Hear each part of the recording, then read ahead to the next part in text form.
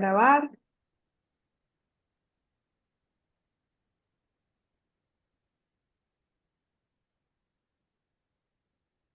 Hoy vamos a conversar sobre la escoliosis. La OMS indica que aproximadamente 1.710 millones de personas en el mundo padecen trastornos musculoesqueléticos, siendo el dolor lumbar el más común. Vamos a conversar con la doctora Carla Ceballos. Ella es jefe en seguridad, ambiente y salud ocupacional de Laboratorios Vago y va a darnos algunas recomendaciones dirigidas a la prevención de la escoliosis y también entender cuáles son esos hábitos que estamos teniendo y que no nos están ayudando a nuestra postura y también a nuestro desarrollo físico y a nuestras actividades diarias. Bienvenida, doctora, qué gusto conversar hoy con usted.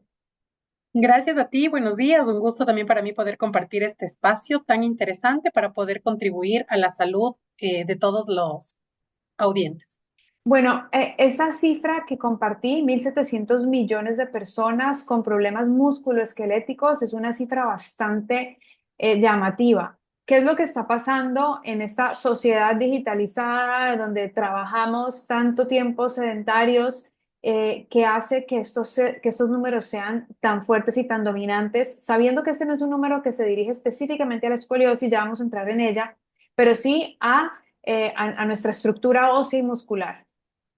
A ver, yo creo que tenemos que partir de que el dolor como tal es un síntoma, ¿no es cierto? Que está relacionado directamente ya sea a un proceso inflamatorio o ya a un tema mucho más fuerte como a, no sé, algo que haya durado por más tiempo. Entonces, partiendo de ahí, de que el dolor es un síntoma, cada una de las personas lo experimentan en diferentes etapas de la vida, ¿no es cierto? Entonces, todos hemos sentido dolor en algún punto, por último, un pellizcón, un golpe, el dolor del corazón, etcétera.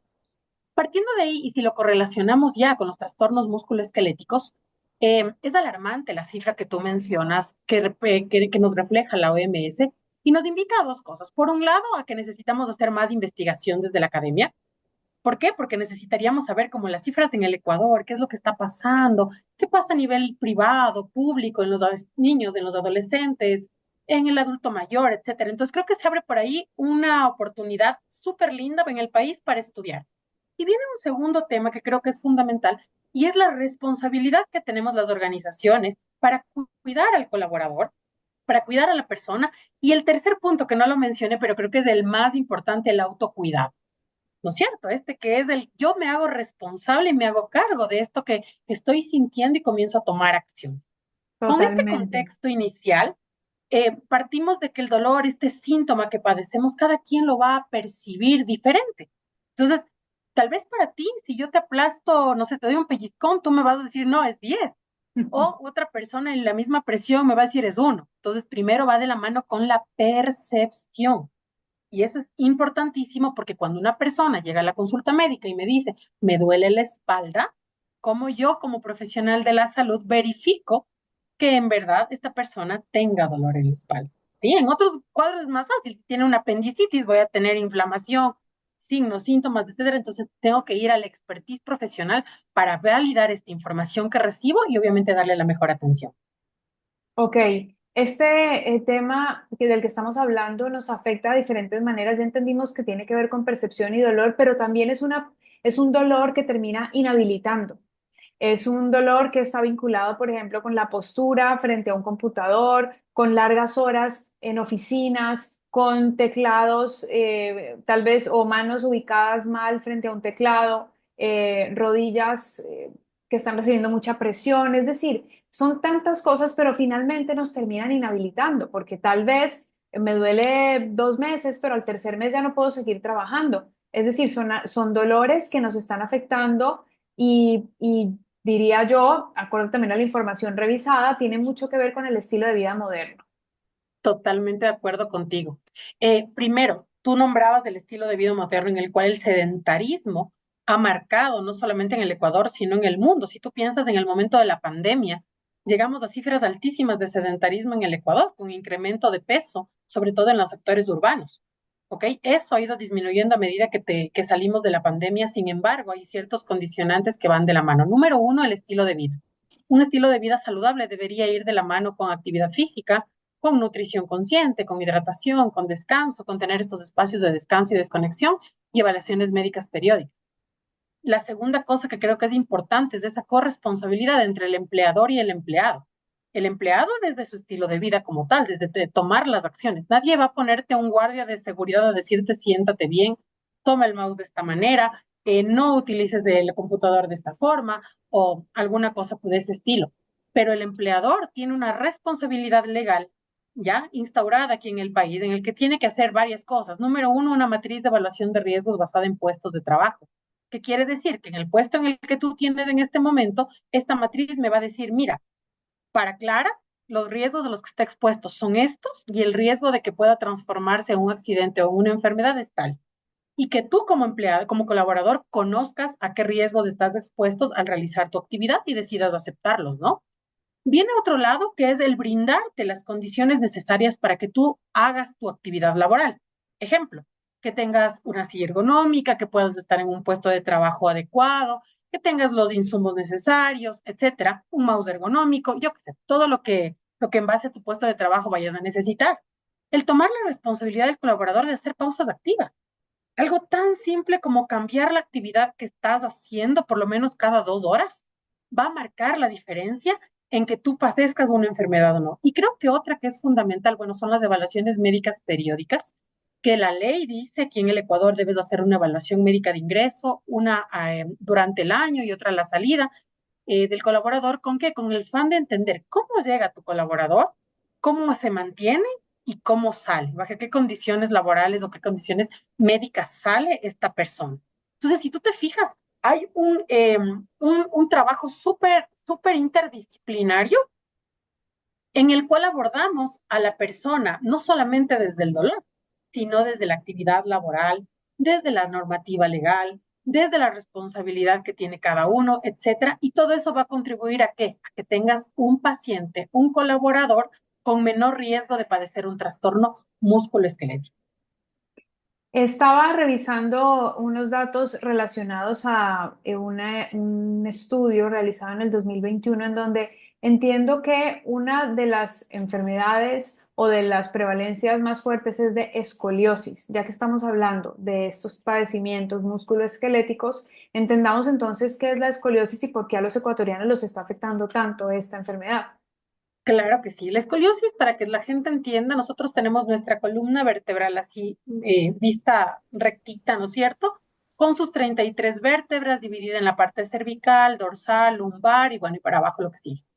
¿Qué es importante saber? Una escoliosis es una desviación de la columna, ¿ya? Y puede tener diferentes grados, ¿sí? Puede ser desde, ahorita voy a usar un leve, moderado, severo, como para que sea más fácil de entender. Sin embargo, esto se maneja por grados a través de una evaluación médica completa. Esta desviación como tal puede afectar a la persona, obviamente, en la movilidad, en la calidad de vida que tiene, en la capacidad de realizar o no diferentes actividades, y es una de las más vistas a nivel ecuatoriano, ¿no es cierto? ¿Y qué puede desencadenar o cómo uno lo puede ver con dolor? ¿Ok? Esta escoliosis como tal puede estar asociada a posturas inadecuadas, a falta de actividad física y a cualquier cosa que pueda ir de la mano con esta desviación. Existe una escoliosis que es congénita, ¿no? Ahorita no estamos hablando de esos temas, hay personas que nacen con escoliosis, pero lo que sí estamos abordando en este instante es cómo durante tu vida, por diferentes acciones que tú tienes, comienzas a presentar este tipo de desviaciones en la columna. Si pudiéramos tal vez recomendar algunas actividades que ayuden a mejorar esta escoliosis, obviamente más allá de ir al especialista, ¿cuáles son esos hábitos, para no decir actividades, hábitos que podríamos tomar? Ya vimos algunos, el estilo de vida, se habla del ejercicio, pero quisiera tal vez como que nos fuéramos de esta conversación todos con la tarea de observar bien nuestro cuerpo, entender qué posturas estamos teniendo a la hora de dormir, a la hora de hacer ejercicio, a la hora de trabajar y tal vez con eso irnos con una pauta quienes estamos aquí aprendiendo un poquito más de esto. Claro que sí. Yo creo que, bueno, la primera podría ser hablar sobre una postura correcta. Eso quiere decir, por ejemplo, si estoy sentada con la espalda recta, con la nalga para atrás, con los pies que toquen el piso y obviamente que puedas tener este respaldo ajustable a nivel de la columna con el fin de que puedas estar bien. Si estás de pie de la misma forma, erguido, manteniendo la espalda recta y los hombros abiertos, esa posición ayuda muchísimo para prevenir esta parte de los trastornos. podemos hacer un análisis del puesto de trabajo de la persona. Normalmente las empresas tienen esta responsabilidad en la cual tú haces un análisis ergonómico. Puedes hacer con fotos, con videos, aplicando diferentes metodologías, Rula, Rev, etcétera, que existen en el mundo. ¿Qué es lo que tú haces? Vas a entrar a ver en el puesto de trabajo en ese momento, si es que está adecuado o no para la persona. Recuerda, ¿qué es lo que buscamos? Que el puesto de trabajo se adapte a la persona, no que la persona se adapte al puesto de trabajo. Imagínate, tienes una persona de 2 metros en un puesto de 1,20 m, terrible, terrible, porque acuérdate que todas las cosas que nosotros mantenemos y manejamos fueron hechos para los medios, no para los extremos. Entonces hay que adaptar el puesto de trabajo a la persona. Eh, ¿Cómo hacemos esto? Como te decía, con diferentes metodologías, adaptando, ¿no? Que la silla es ergonómica, que la distancia del computador sea adecuada.